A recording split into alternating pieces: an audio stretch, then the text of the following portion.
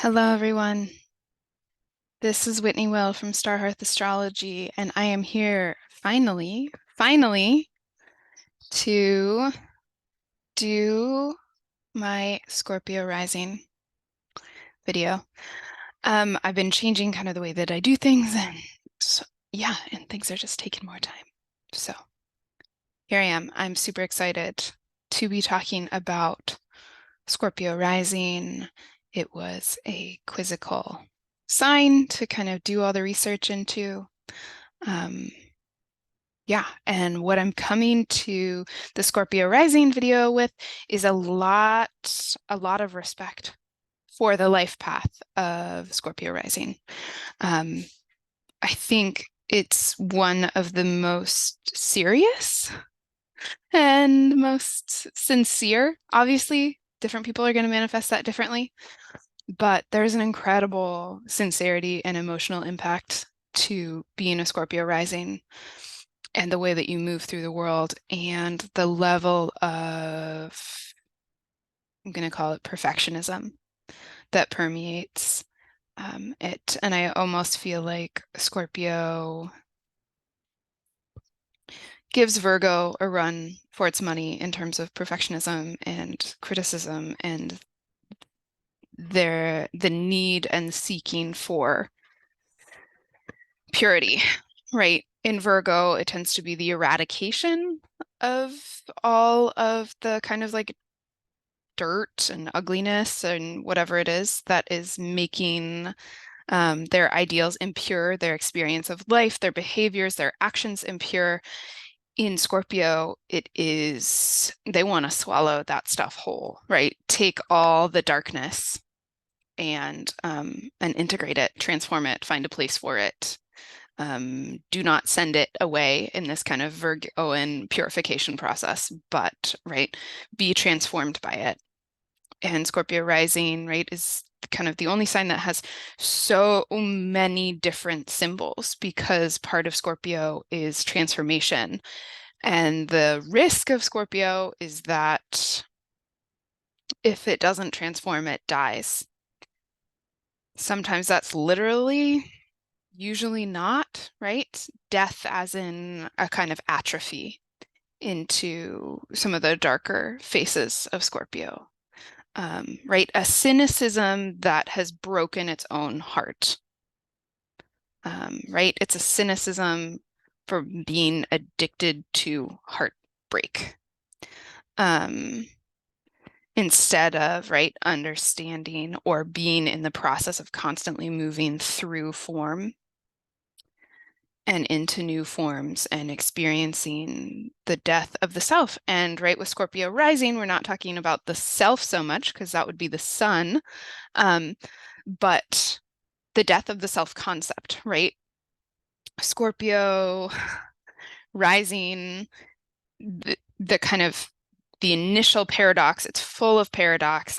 That's why I love this rising sign because it's so, oh gosh, they're just sinking their teeth into it. And it's so sincere and it's so intense.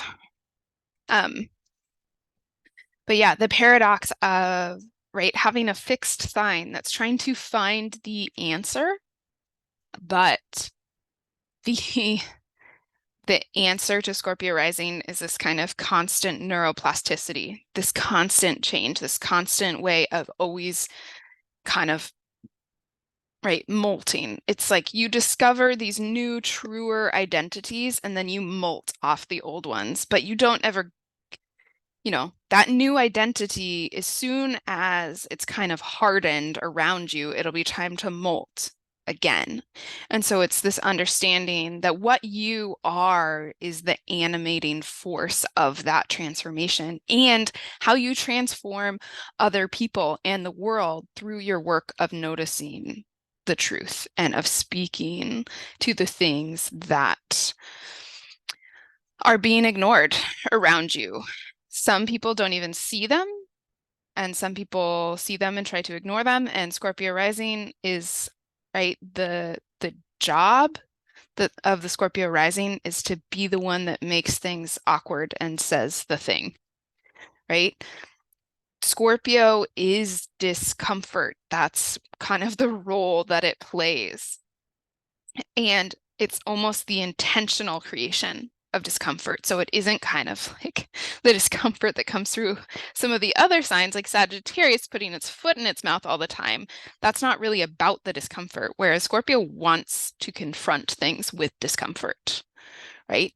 How do we change things? Well, you need to be brave enough to look at this. And so there's that piece. The other piece about being a Scorpio rising, and here, I'll just pull up in the chart because we're just jumping right in. Again, here's my little caveat for all of these videos. This only works with whole sign houses. So before you tell me, my rising sign is 28 degrees of Scorpio and the houses don't line up. The houses don't line up because of the house system. You can use some astrology software to switch the house system. You can learn about different house systems. There's a great episode of the Astrology podcast about whole sign houses, because this video and this whole video series is predicated on whole sign houses. So here we go. When we have Scorpio in the first house, there is a shell around it. There is a shell around the self-concept. There can be a kind of obsession early in life with keeping yourself hidden or protected in some way, with not, right? This is a very, very private sign. In fact, probably the most private of all of the rising signs is going to be the Scorpio rising, because Scorpio is also aware that knowledge can be weaponized. So I think that's a piece of it, right? Cancer is also a very armored sign, but it is armored against its own pain. Whereas Scorpio, right, sometimes is doing a little bit of self-dissection. It's not about pain. In fact, one of the shadows and one of the downsides of Scorpio and Scorpio rising is that their pain meter is broken, right? So their tolerance for pain, their willingness to accept pain or afflict pain, they don't kind of have an automatic shut-off valve. Now, obviously, right, there are going to be parts of the chart that could mediate that. But, right, there is this kind of self-dissection. And when that's in our first house, when that's in the self-concept, it's really hard to kind of, go to a baby shower. Like, I don't know, take a yearbook photo. It's like not really necessarily what's happening, because Scorpio wants to control who sees what. And it wants to expose itself very intentionally. Now, one of the great puzzles of this is Leo in the 10th, and we'll get there when we talk about the 10th house. But right, we've got an ascendant that likes to stay hidden and private, and right, surprise attacks, Scorpios, and Leo that wants to be on stage. So we'll talk about those connections. Yeah, there's something deep and intuitive about their own experience of their identity, and how they move through that, right? As a fixed sign, this is not a sign that stays the same, because Scorpio is that burrowing motion, that burrowing into the heart of something, burrowing into the heart of their lives. This is often a life that is taken very seriously in one way or another. The traditional ruler of Scorpio is Mars. So we look to where Mars is in the chart, because this is a Mars-ruled chart. These people are the children of Mars, but they are not the children of the Aries Mars. They are the children of Night Mars. And in Scorpio, Mars is not armed with a sword, but with a scalpel. This is about precise, intentional cuts, not hacking your enemy to death and running around like where everyone can see you. This is about like the precision of the operating room of your heart and your soul, right? Or of other people's hearts and their souls. And when darkness needs to be manifested, right? Part of this is wrestling with that, wrestling with your own darkness, wrestling with the darkness of the world around you. And I think the part of Scorpio that can be another way that it's different from the purification of Virgo is that, right, Virgo is kind of purifying things, but Scorpio is really sucking the poison into its own mouth, right? It's wrestling directly with these things. In Virgo, it can feel kind of like, oh, I'm going to remove the impurities, all this stuff that's not me, that's not my essence, that's not good, all of that I'm pushing away. Scorpio is like, what does it mean that this is a part of me? What does it mean that, right, to be human when some humans are capable of such terrible things? Am I capable of such terrible things? How would somebody do that, right? Asking these questions that make us very uncomfortable, and cause us to change, and hurt a little bit. There's a little bit of masochism to this sign as well. Okay, so, right? So this is going to be how we show up, the most important places that we show up. We're going to look for Mars, see what Mars is doing, how easy or painful this is. We're going to look for Mars, right? If your sun is above the horizon, Mars is the out of sect malefic. So this is going to be a tougher chart. Because, or it's going to take a little bit longer to figure out how to make it work for you. Okay, that's the first house. The second house are resources. And this, I think, the resources at the heart of a Scorpio rising chart are the belief system and the willingness to seek the truth. And I think that this is really important that this gets held because it will define what is okay and what's not okay. And remember when I talked about the Scorpio's pain meter kind of being broken, right? If we have a strong sense of morals or mores or the reason or what this is all for, we know where to go and where not to go, right? We know where to cut and where not to cut. If we don't, it can be incredibly destructive, right? So the guiding light is the greatest resource. What is it all for, right? If Scorpio is going to be kind of the pursuit of truth, I think, right? Another archetype of Scorpio is the researcher. And so, right, when we combine what does the researcher need, it needs that Sagittarian question, relentless pursuit of the question, and seeking of that knowledge for a specific purpose.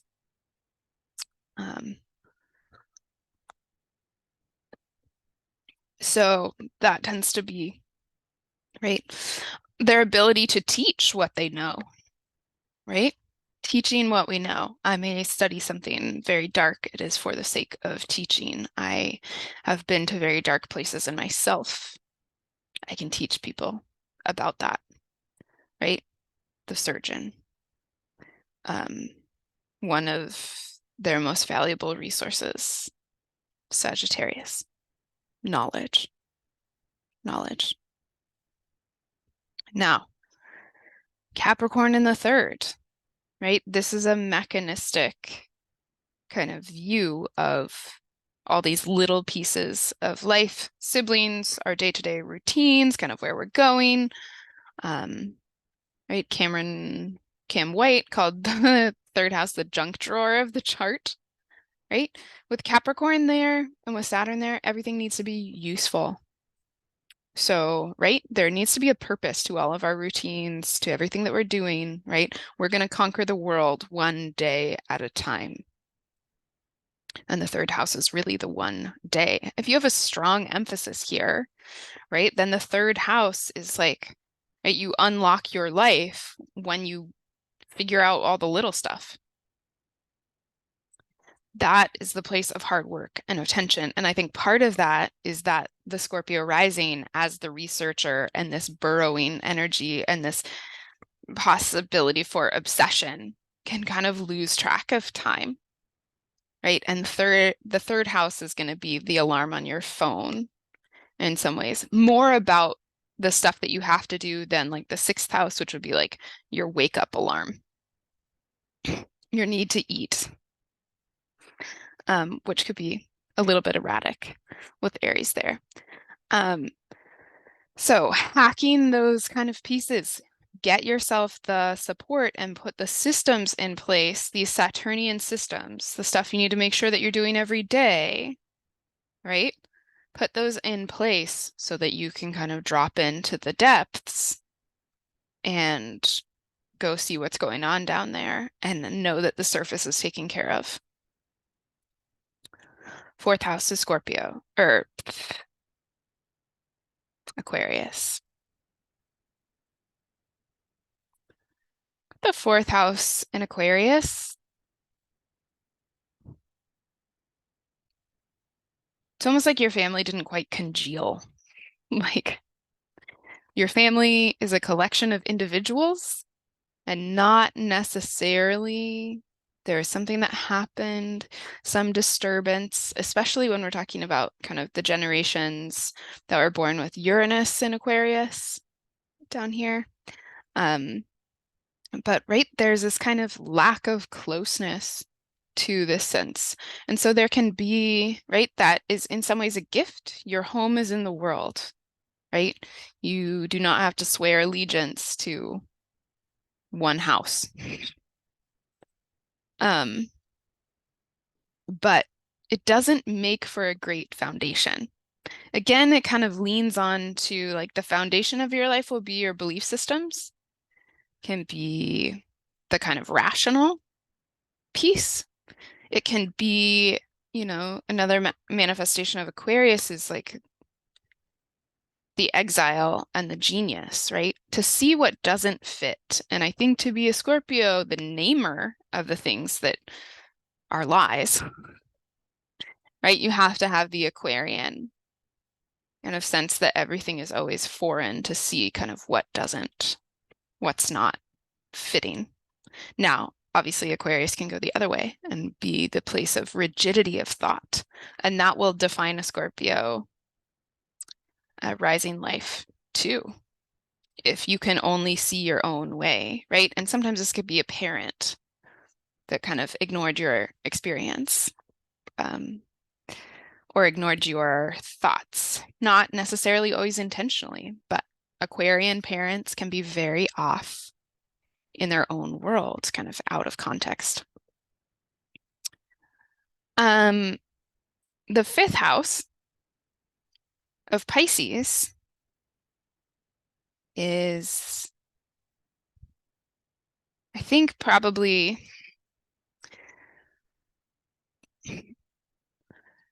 becoming a Scorpio rising is quite a process, and I think shocks their parents because of this Pisces fifth house and these kind of dreamy, angelic, not necessarily angelic, but like indigo children, these kind of sparkly children with Pisces in the fifth.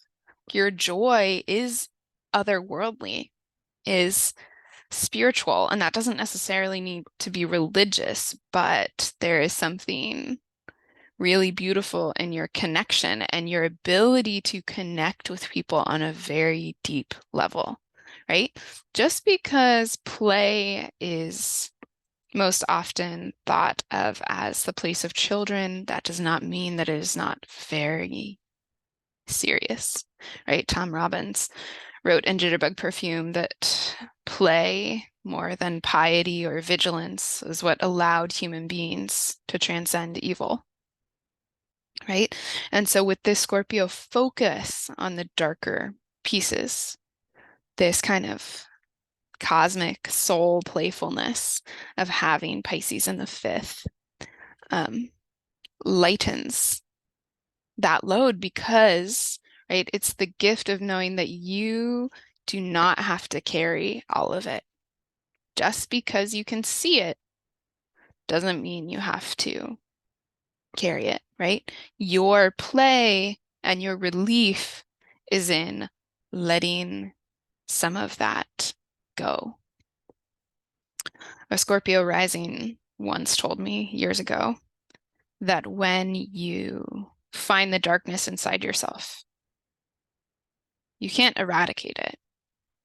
You just create a bunch more light so that proportionally the darkness is smaller and smaller. And I think this Pisces allows that lightness to permeate.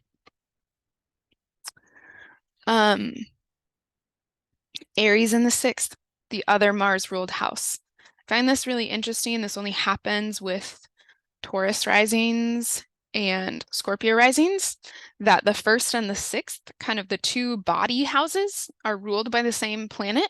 So, right, in some ways, the 1st house is your mental health, the kind of default, what you're given. And the 6th house is going to be your physical health, how you maintain that, how you take care of your body, right? And so we're going to look to Mars for both of these houses, right? The 6th house is also the joy of Mars. So if you happen to have Mars there, that's wonderful. That's Mars wants to work hard, right? When we're looking at Mars, we're looking at what is your energy level, you know? The Aries Mars is going to be in fits and starts, and the Scorpio Mars is going to be pulling all-nighters to kind of force your way through something. And so the 6th house and the fits and starts in taking care of your body can be, right, this kind of way of like pushing your body to burnout and then having to rest.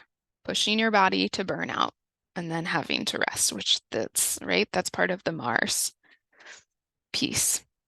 There can be, you know, with a fire sign there, and especially Aries, problems with inflammation.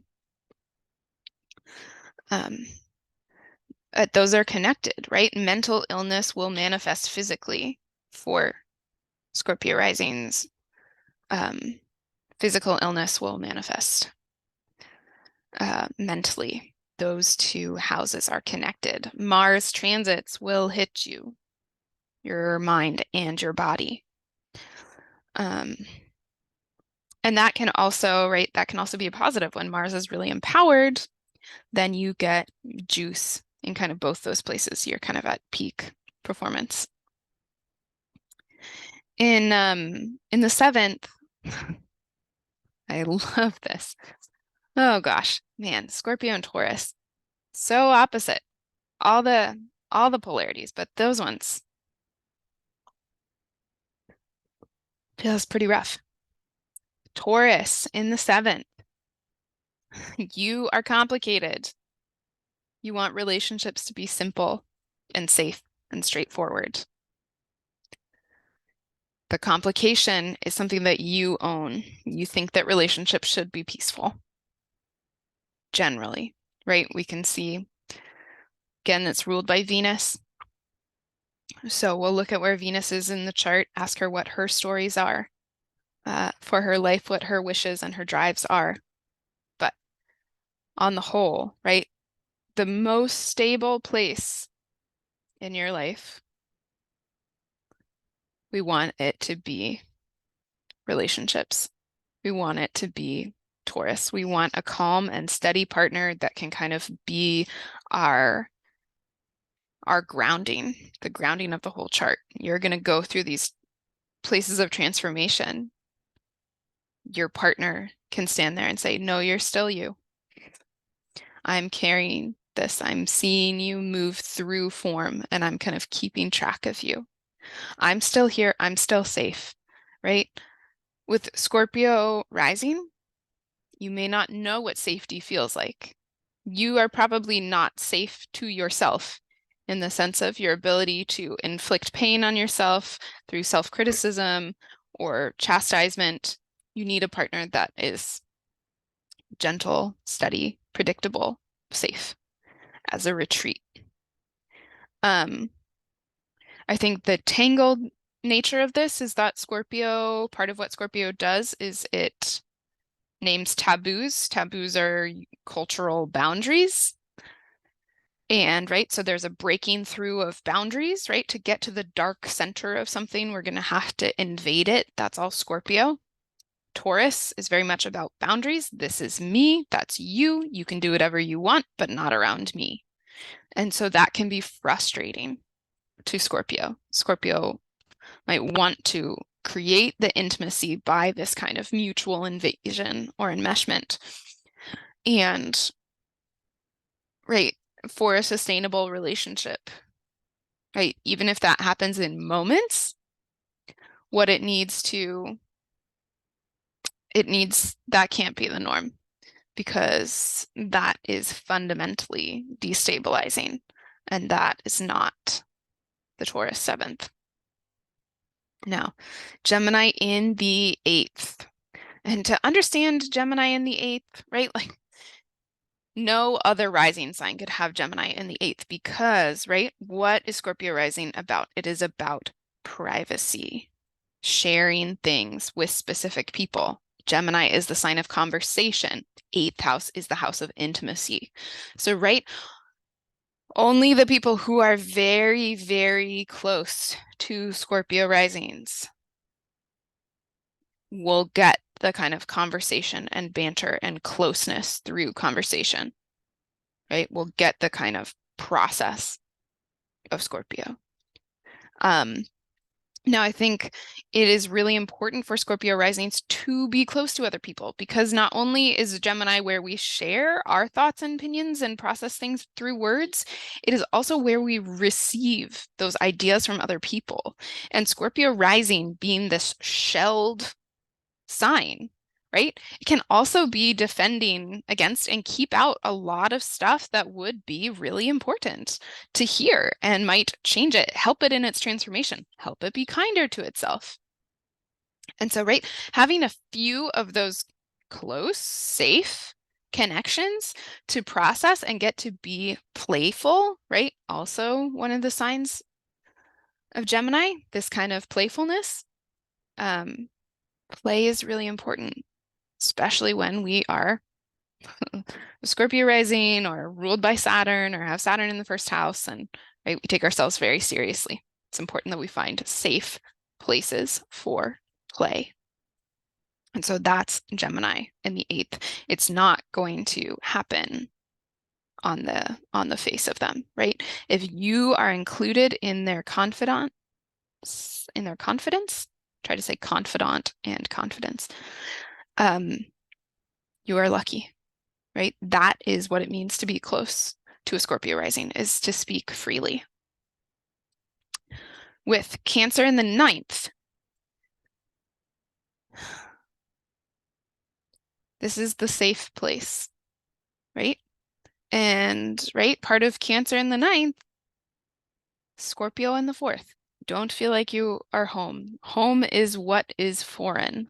Well, we could say the 9th house being what is foreign and Cancer being the sign of home. Foreign is what is home, right? Those two things reflect each other.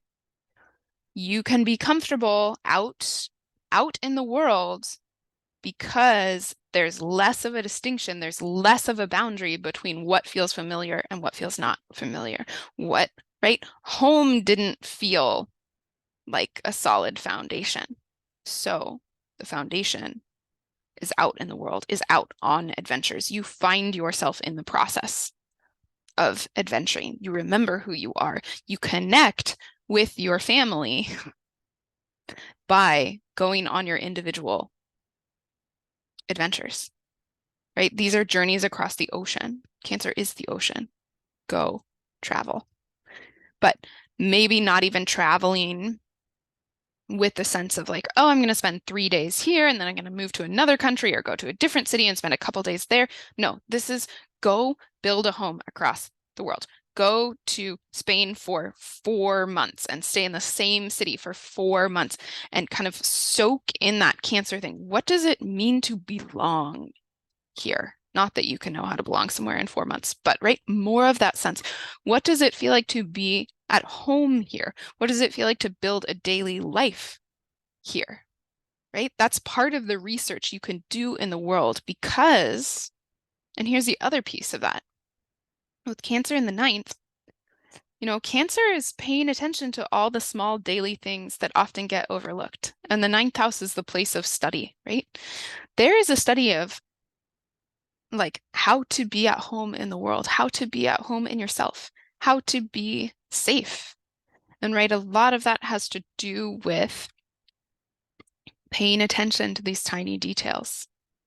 Right? Studying daily life so that you can know how to enter it in the way that you want to. And with that, we come to the 10th house for Scorpio risings. I like want to give you guys hugs, although I feel like that would make you very uncomfortable. Um, the 10th house of with Leo, right? In some ways, Leo belongs in the 10th house. The 10th house is the place where we're seen for our life's work. And Leo, the sign of the sun, is all about being seen. It wants to be on stage. It's performing the thing. How do you get yourself on stage when you are a Scorpio rising? Problematic, right? How do you perform the thing with all the sincerity? Think, you know, Scorpio risings, they want the truth of things. And Leo is always a performance. And I think the way that you hack this paradox is to understand that you can, right? It's only through this consistent transformation. You can authentically be something, and it might not be the whole of what you are, but you can be something in the moment, and that's real and that's true. I think having Leo in the 10th is understanding too that the mask of performance is the shell of protection, right? All the things that you are in the process of discovering about yourself, of making true about yourself, of creating, of developing,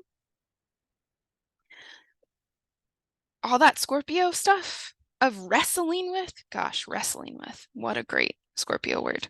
Wrestling with the darkness inside of yourself. You can put on a mask and go out into the world and be okay in the world because of that mask. You can perform it, right?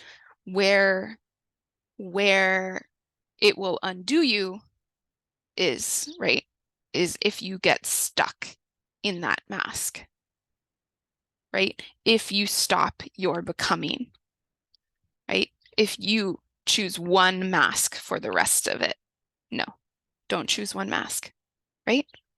Be an actor with a very private life, but take on different roles, right? Do the Leo thing, do the song and dance. Make sure you keep your personal life private. Make sure it's secret and safe for you, because that is what will enable you to kind of go out there and do the Leo thing of being seen and receiving feedback. Because, right, kind of as a Scorpio, the feedback that matters the most is from you, right? Not your audience. You're not actually a Leo. Do your thing. The people that are for you will find you, but you have to be out there. They won't ever find you if you don't ever do the Leo thing. I think this is really important, specific to when I'm talking about this. This video is being made in July of 2023. Venus is about to go retrograde in the 10th house of Leo. This is about how you show up in the world, right? Big deal. Okay. Virgo in the 11th, right? Your friends, your people are the people who are also working on themselves. These are the people that are as meticulous and critical and obsessive as you. Right? They have tools that will help you, practical tools that will help you. Go to the Virgos for alliances, for tips, for sharing notes, for study buddies in the journey of being human. Right? Yeah. they'll, at the very least, can share some good spreadsheets with you. Libra. Libra in the 12th. Venus in the 12th. I think the fear of Scorpio and one of its reactions to Libra is that Libra is too comfortable. That Libra can become obsessed with seeking comfort, right? Finding harmony. I just want to be in beautifully decorated rooms, having pleasant conversations with other beautiful people. Scorpio is kind of heartbroken that that's a facade, right? Scorpio has decided that that's a facade. What Scorpio does is burrow under that. And so, right, what they can deny themselves is harmony, is peacefulness, is beauty, is connection if they don't think it's deep enough, right? Connection if it feels too fluffy, too pretty. And so there can be this kind of denial of comfort and connection. And I think that that is the way that Libra in the 12th house undoes them.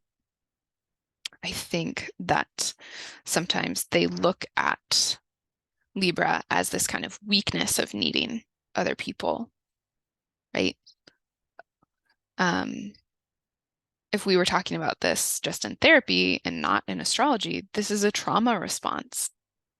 The pushing away. The pushing away to be kind of more cloistered. I think, right, with any time that there's Venus in the 12th, there can also be a inherent mistrust of the things that they want, right? Venus bringing close to the things that we're attracted to. We've got Libra in the 12th. There can be this kind of, I'm an individual and I have very important work, right? I've got Aquarius in the 4th. I don't need to belong to any clan. I've got Leo in the 10th. I need to be a leader. And I'm going to keep all my cards close to my chest with the Scorpio rising. I want a basic partner that's not going to want to be too intimate in the 7th. And I'm going to put that Libra stuff in the 12th. I'll going back and doing 12th house work, right? Understanding the wounds that led to some of the parts of being a Scorpio rising. What gets discarded in yourself and your own needs, specifically relational needs. How much is like pushing away beautiful and soft things. It's kind of its own kind of vanity, its own kind of performative suffering. That's what I got. That's what I got for you guys. Thank you for tuning in to Scorpio rising as an archetypal life path. You can see my other archetypal life path videos in the series. You know, watch the one for yourself, watch the one for your partner, for your kids. Understand how they're all fitting together.